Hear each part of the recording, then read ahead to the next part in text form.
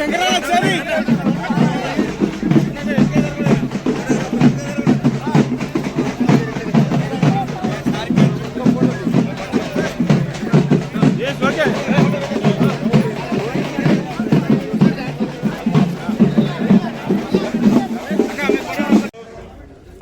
PCC పగ్గాలు చేపట్టిన తర్వాత యావత్ తెలంగాణ రాష్ట్రంలో నేనున్నాను అని ఒక మనోధైర్యం ఇచ్చి అటు యువకులకు ఉద్యోగావకాశాలు ఇస్తానని చెప్పి, విద్యార్థులకు చదువుకునే అవకాశం ఇస్తానని చెప్పి, రైతులకు ఒక ఆత్మ బంధువుగా ఉంటానని చెప్పి, మహిళా తల్లులకు ఒక అన్నగా, ఒక తమ్మునిగా, ఒక అన్నగా ఉంటానని చెప్పి మీ అందరి మనసులు దోచుకొని ఈనాడు తెలంగాణలో కాంగ్రెస్ ప్రభుత్వం తెచ్చి ఏనాడు కూడా ఈ 13 నెలల కాలంలో వాళ్ళు సుమారు 18 గంటలు 20 గంటలు ప్రజల కోసం ప్రజల అభివృద్ధి, ప్రజల సంక్షేమమే ప్రజల ధ్యేయం అని చెప్పి నిరంతరం అందరినీ కూడా ఒక తాటిపైకి తీసుకొచ్చి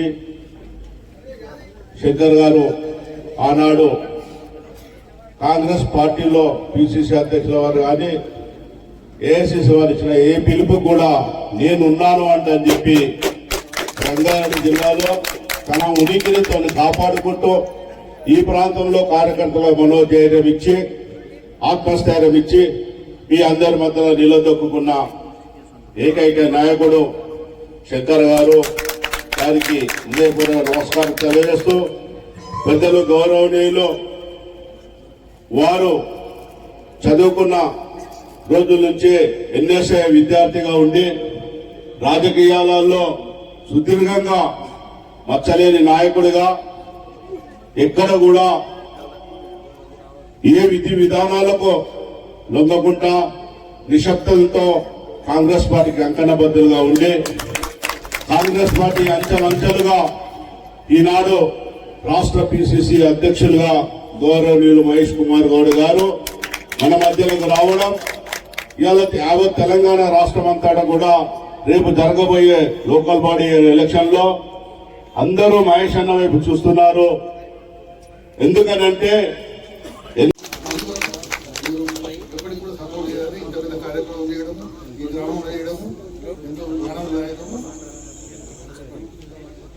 స్కీమ్లన్నీ 100% 4 సంవత్సరాల్లో ఇంప్లిమెంట్ చేస్తాం. ఎవరు కూడా ఇవ్వాల్సిన అవసరం లేదు. తెలియజేస్తున్నాను. ఇంతకుముందు టీఆర్ఎస్ ప్రభుత్వంలో నా పెళ్ళైన 9 సంవత్సరాల కాలంలో ఇప్పుడు కానీ రేషన్ కార్డులు కానీ పెన్షన్లు కానీ ఏమీ రాలేదు.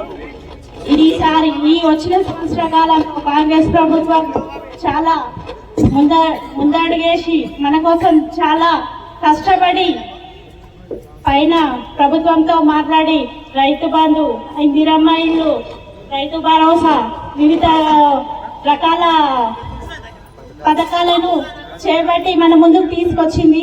దానికి మన ఊరి ముద్దుబిడ్డ అయిన శంకరన్న గారిని ఎప్పటికీ ఇలాగే గెలిపించుకోవాలి. ఇలాగే మనము ఇంకా అంచెలంచెలుగా శంకరన్నను ఇంకా పెద్ద పదవిలో చూడాలని నేను కోరుకుంటున్నాను. ఇక్కడ ఈరోజు విచ్చేసిన ప్రతి ఒక్కరికి నా హృదయపూర్వ నమస్కారాలు తెలియజేస్తూ వాళ్ళకి ఎప్పుడు కృతజ్ఞతలునై ఉంటాను. 4 కోట్ల తెలంగాణ ప్రజల ఆశీర్వాదంతో ఏర్పడ్డ ప్రజాపాలన ఇందిరమ్మ రాజ్యం ఈరోజు 4 నూతన సంక్షేమ పథకాలను ప్రవేశపెడుతుందని మీ అందరికీ తెలియజేయడానికి సంతోషపడుతున్నాను. మీ రేవంత్ అన్నగా మీ ఆశీర్వాదం తీసుకొని తెలంగాణ రాష్ట్ర ముఖ్యమంత్రిగా 13 నెలలు పూర్తి చేసుకున్న సందర్భంలో ప్రజలకు మీ అందరూ తెలుసు, ఈ ప్రభుత్వం వచ్చిన తర్వాత 13 నెలల్లో రాష్ట్ర ముఖ్యమంత్రి వర్యులు, క్యాబినెట్, ఎమ్మెల్యేలము అహర్నిశలు నిరంతరం ఏదైతే గత ఎన్నికలలో ప్రజలకు ఇచ్చిన మాట నిలబెట్టుకోవాలని చెప్పి రాష్ట్ర పరిస్థితి, రాష్ట్ర ఆర్థిక పరిస్థితి బాగా లేనప్పటికీ దుర్మార్గమైన పరిపాలన చేసి చిప్ప చేతికిస్తే నిధులను బాధ్యతలను మర్చిపోకుండా ఇవాళ సంక్షేమం పేద ప్రజలకు 6 గ్యారంటీలలో మొట్టమొదటిది మహిళల మహిళలను వెసులుబాటు ఇవ్వాలని చెప్పి ఉచిత బస్ పాస్ కల్పించడం జరిగింది. రెండవది 500 సిలిండర్ సబ్సిడీ ఇవ్వడం జరుగుతూ ఉంది. మూడవది గృహజ్యోతి ద్వారా కరెంటు బిల్ మార్పు చేయడం జరుగుతూ ఉంది. ఆరోగ్యశ్రీ పునరుద్ధరించడం జరిగింది. ఆ పథకాలతో పాటు ఇవాళ గణతంత్ర దినోత్సవం పురస్కరించుకొని మీకు ఇచ్చిన మాట నిలబెట్టుకోవడానికి ఇలా 10 సంవత్సరాల నుంచి ఒక్క ఇల్లు అంటే ఇల్లు రాలేదు.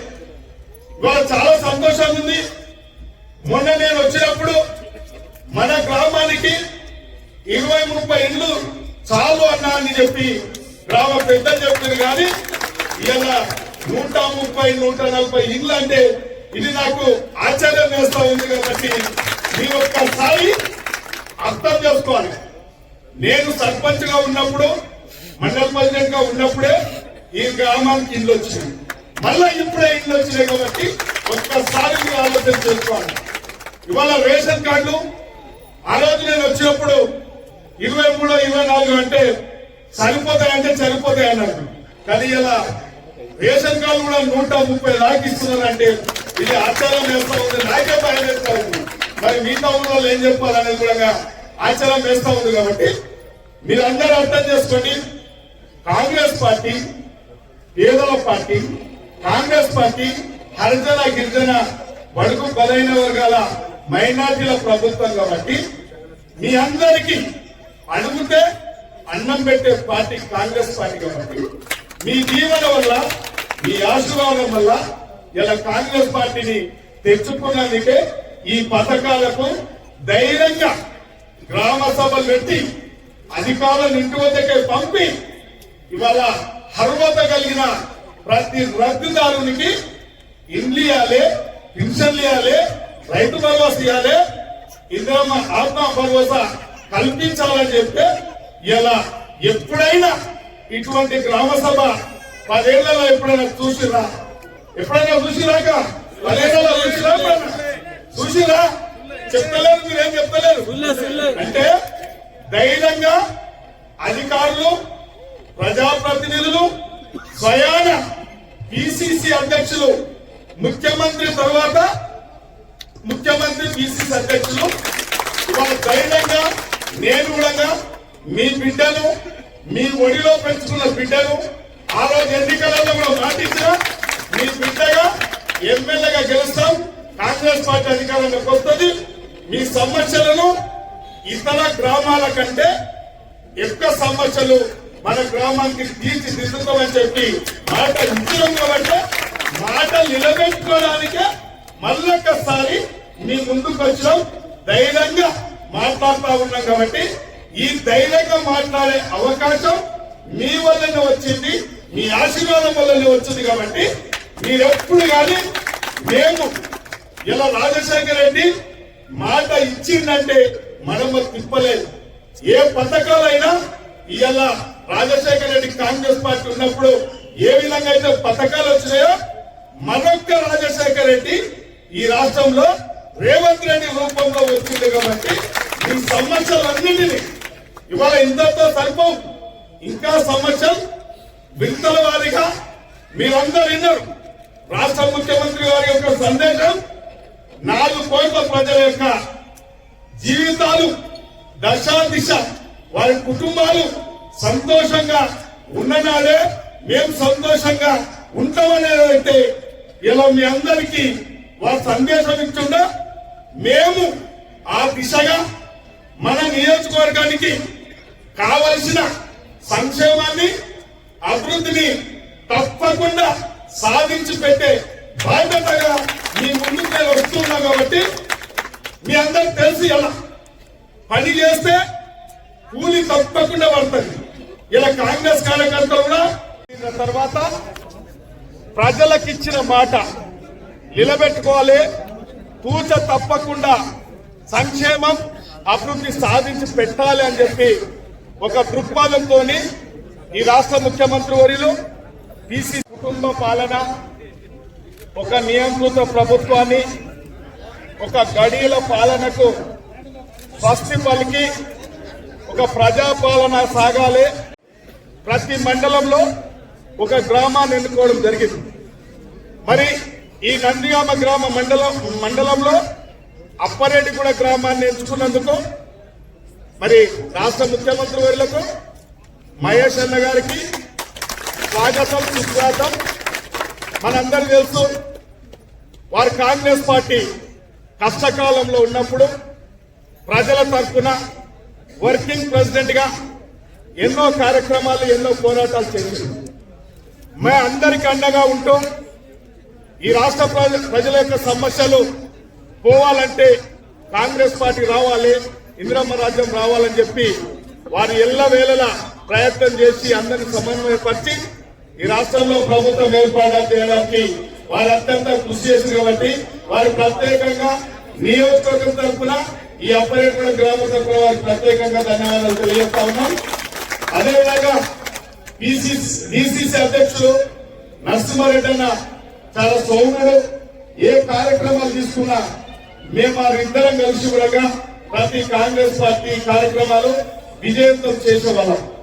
అదేవిధంగా శివసేన రెడ్డి గారు యూత్ కాంగ్రెస్ ప్రెసిడెంట్ గా ఉండి వారు ఎన్నో సమస్యల మీద వారు కూడా పోరాటం చేయడం, వారు కూడా రావడం స్వాగతం. మిత్రులు పయ్యమన్న గారు కూడా ఒక అజాత శత్రువుగా ఉంటూ కాంగ్రెస్ పార్టీని రేవంత్ అన్న నాయకత్వాన్ని ఎక్కడికక్కడ ప్రభుత్వం ప్రతిష్టాత్మకంగా చేపట్టినటువంటి ప్రజల సంక్షేమం కోసం చేపట్టిన ప్రజాపాలన కాలంలో భాగంగా అప్పారెడ్డిగూడ రావడం జరిగింది. ఇది చేతల ప్రభుత్వము, ఇది నమ్మకాన్ని నిలబెట్టుకునే ప్రభుత్వము. రేవంత్ రెడ్డి గారు పిసిసి అధ్యక్షుడిగా ఇచ్చిన ప్రతి వాగ్దానాన్ని పూరించినటువంటి ప్రభుత్వం ఇది. సోనియా గాంధీ, ఖర్గే, రాహుల్ గాంధీ గారు ఇచ్చిన మాట నిలబెట్టుకునే ప్రభుత్వం అనే చెప్పే విధంగా ఇవాళ 4 బృహత్తరమైనటువంటి సంక్షేమ కార్యక్రమాలు ఇవాళ ప్రభుత్వం చేపడతా ఉంది. రైతు భరోసా, రైతు ఆత్మీయ భరోసా, రేషన్ కార్డుల పంపిణీ, ఇందిరమ్మ ఇండ్లు, ఇవన్నీ కూడా 10 ఏళ్లుగా ప్రజలు ఎదురుచూపులతో ఉన్నటువంటి సందర్భం. ప్రజలు ఎదురుచూపులకి తెరదీస్తూ ఇలా రాష్ట్రంలో కాంగ్రెస్ ప్రభుత్వం ఇంత గొప్ప సంక్షేమ కార్యక్రమం చేపట్టిన సందర్భంగా ఇది రాష్ట్ర ప్రజల పండగ. కాంగ్రెస్ శ్రేణులు వివిధ ప్రజానికం జరుపుకోవాల్సిన పండగ నేను అభినందిస్తూ ముఖ్యమంత్రి గారికి కూడా మరొకసారి నేను అభినందన తెలియజేస్తా ఉన్నాను. ఇచ్చిన ప్రతి వాగ్దానాన్ని నిలబెట్టుకు దశగా సంవత్సరం కాలంగా ఎన్నో సంక్షేమ కార్యక్రమాలు ఇచ్చినాం. ఒకవైపు సంక్షేమం, ఒకవైపు అభివృద్ధి. దాదాపు 1,78,540 కోట్ల విదేశీ పెట్టుబడులు ఈ రాష్ట్రానికి వస్తూ ఉన్నాయంటే ఇది రాష్ట్ర ప్రభుత్వం, రాష్ట్ర అధినేత యొక్క దురదృష్టి వల్ల వస్తూ ఉన్నాయి. ఇది ప్రజలు గ్రహించుకోవాల్సిన విజ్ఞప్తి చేస్తా ఉన్నాను. బీఆర్ఎస్ నాయకులు ప్రజల చేత తిరస్కరించబడి అసెంబ్లీలో ఓడిపోయి పార్లమెంట్లో 0 సీటు తెచ్చుకొని ఇంకా మేము రాజకీయాల్లో ఉంటాము, ఇంకేదో అధికారంలోకి వస్తామని పగటి కళ్ళకు అంటా ఉన్నారు. మీ ద్వారా మళ్ళీ చెప్తా ఉన్నాను, రాచే రోజుల్లో వచ్చే ఎన్నికల్లో బీఆర్ఎస్ పార్టీ రాజకీయ ముఖ చిత్రంలో ఉండదు. బీఆర్ఎస్ పని అయిపోయింది. ప్రజలు మా వెంట ఉన్నారు. మీరెన్ని చెప్పినా నిజాయితీగా పనిచేస్తూ ఉన్నాం కాబట్టి, నిజాయితీగా సంక్షేమ పథకాలు అందజేస్తూ ఉన్నాం కాబట్టి, నిజాయితీగా అభివృద్ధి చేస్తూ ఉన్నాం కాబట్టి ప్రజలు మా వెంట ఉన్నారు. వచ్చే స్థానిక సంస్థల ఎన్నికల్లో మెజారిటీ సీట్లు గెలుచుకుంటాము. సమర్థవంతమైన నాయకత్వాన్ని స్థానిక సంస్థలు గెలిచే విధంగా టికెట్లు ఇస్తాము. ప్రజల చెంత ఉండే నాయకుల్ని గెలుపుకునే ప్రయత్నం చేస్తాము అనే మాట ఇస్తున్నాను. మనవి చేస్తా ఉన్నాను. ఇందిరమ్మ పేరిట ఇల్లు ఇస్తా ఉంటే బీజేపీ నాయకులు రాద్ధాంతం చేస్తా ఉన్నారు. నేను బీజేపీ నాయకులకి ఒక విషయం స్పష్టంగా చెప్పదలుచుకున్నాను. ఇందిరా గాంధీ దేశం కోసం సర్వం కొట్టడినటువంటి నాయకురాలు, దేశం కోసం ప్రాణాలు అర్పించినటువంటి మహానాయకురాలు. ఆ నాయకురాలు పేరు పెట్టుకుంటే మీ కడుపు మంటగా ఉంటుందంటే చాలా బాధాకరమైన విషయం. ఫెడరల్ వ్యవస్థలో ఉన్నాం మనం. రాష్ట్రానికి ఉండే అధికారాలు హస్తగతించేటువంటి ప్రయత్నం ఏ కందిపం చేసినా మనుగడ ఉండదనే మాట స్పష్టంగా చెప్తా ఉన్నాను. ఏ పథకానికి ఏ పేరు పెట్టుకోవాలో రాష్ట్ర ప్రభుత్వం యొక్క అభిష్టం మేరకు జరుగుద్ది. మీరు ఇవ్వాల్సిన నిధులు, మేము కేంద్రానికి ట్యాక్స్ కడతా ఉన్నాం, మీరు ఇవ్వాల్సిన నిధులు ఇవ్వాల్సిందేననే మాట కూడా ఈ సందర్భంగా మనవి చేస్తూ, కండిషన్లు బెదిరింపుల వల్ల ఫెడరల్ వ్యవస్థకి విఘాతం కలుగుతుంది కాబట్టి ఇవన్నీ మానుకోవాల్సిందిగా నేను బండి సంజయ్ గారికి హితో పలుకుతా ఉన్నాను.